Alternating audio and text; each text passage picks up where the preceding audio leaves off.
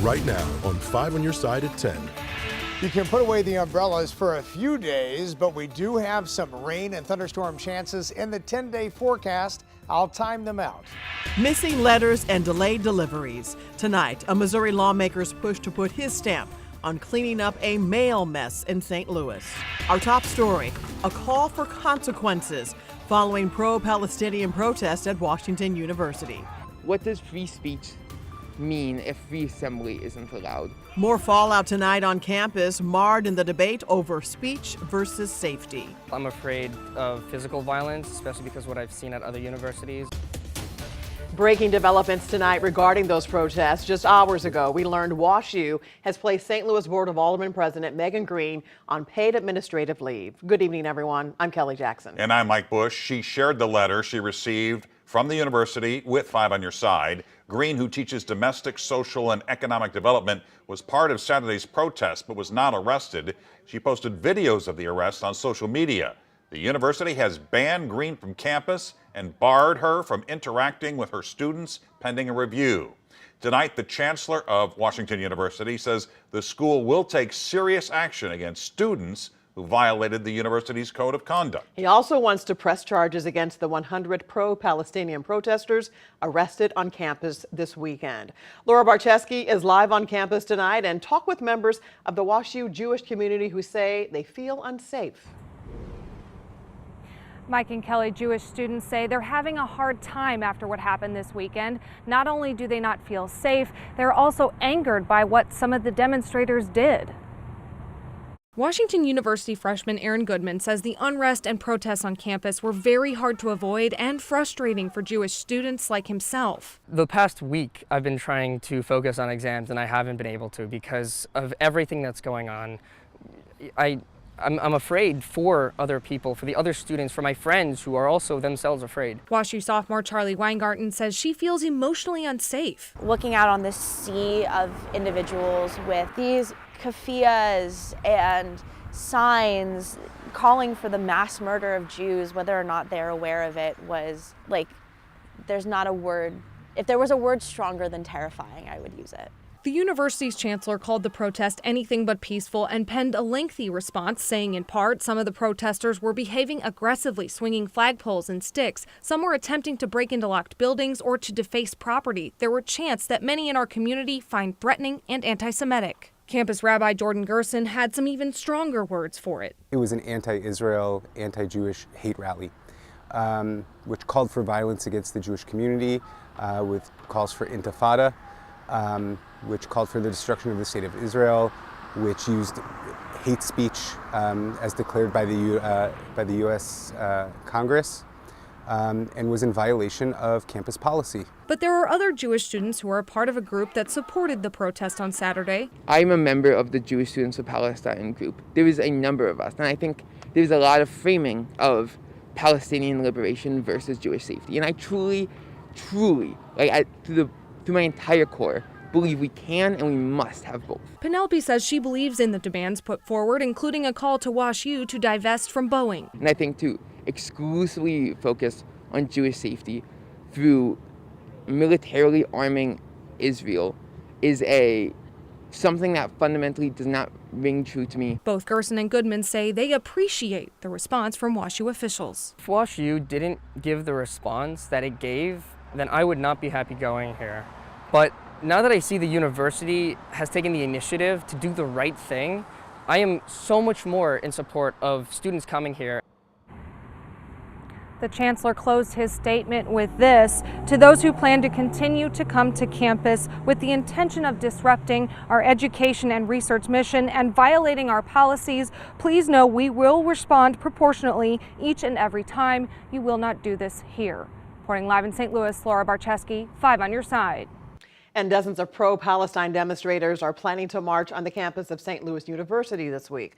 Today, hundreds marched peacefully through the University of Missouri campus in Columbia. The class walkout was organized by the group Mizzou Students for Justice in Palestine. Jewish students also made their voices heard by speaking of the hostages and those killed in the brutal October 7th attack by Hamas. A new flashpoint tonight in the college campus protest movement across the country. Columbia University in New York has started suspending pro-Palestinian demonstrators who refused to abandon their encampment despite a 2 p.m. deadline. The students vowed to stay put until their demands are met. They include an end to the Israel-Hamas war and that their school stop doing business with Israel. New tonight, a St. Louis County Fire Department is sounding the alarm. The Monarch Fire Protection District in Chesterfield says it needs more ambulances to keep up with emergency responses. 5 on your side's Robert Townsend heard the fire chief's concerns during a public meeting tonight. Robert. Kelly and Mike, the first of 3 public meetings on this hot issue kicked off this afternoon and wrapped up about an hour ago. Take a look. Right now, the Monarch Fire Protection District only has 4 ambulances for 5 fire stations. Now, the firefighters and paramedics serve about 80,000 residents in 7 communities, including unincorporated St. Louis County. Fire Chief Russ Adams says with more population growth coming to the area in the future, the department must increase its fleet. Possible tax increases are on the table. Now, the first proposed levy option is for a 15-cent increase. The fire district wants to hear from residents. The firefighters, the paramedics, they do an amazing job in this community. They do the best they can. And now I'm learning that they're doing it scraping the bottom of the barrel in terms of, revenue and proper equipment. We need this to be worked out with the community and see where we're going from here. We need to get that at least 1 ambulance, if not 2 ambulances, the personnel to run them, and that way we can better serve this community.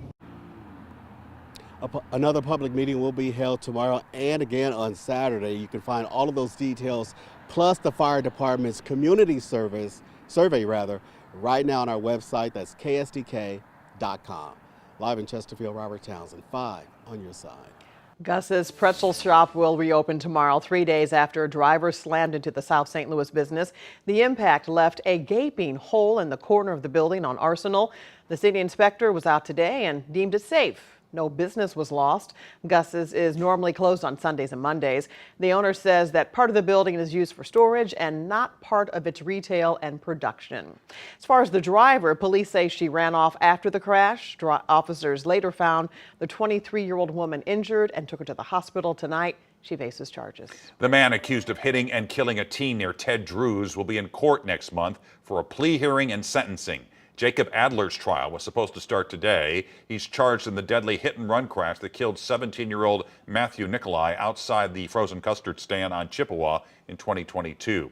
A Good Samaritan at an auto body shop turned him in when he went to get his truck fixed. Adler's plea hearing is set for May 23rd. Week 2 of the Thomas Kinworthy murder trial got underway today. Kinworthy is accused of shooting and killing St. Louis police officer Damaris Bohannon in 2020. Today, the defense called an expert to the stand who says Kinworthy should be found not guilty by reason of mental defect. Prosecutors argued Kinworthy had almost no history of mental illness. That trial is expected to wrap up this week. Tonight, the man who survived a deadly shooting while on a first date is thankful the shooter was convicted of murder. I lost everything. I've lost my life without being killed. Christopher Smith was shot in the head right before Thanksgiving 2021 at his home in Farmersville.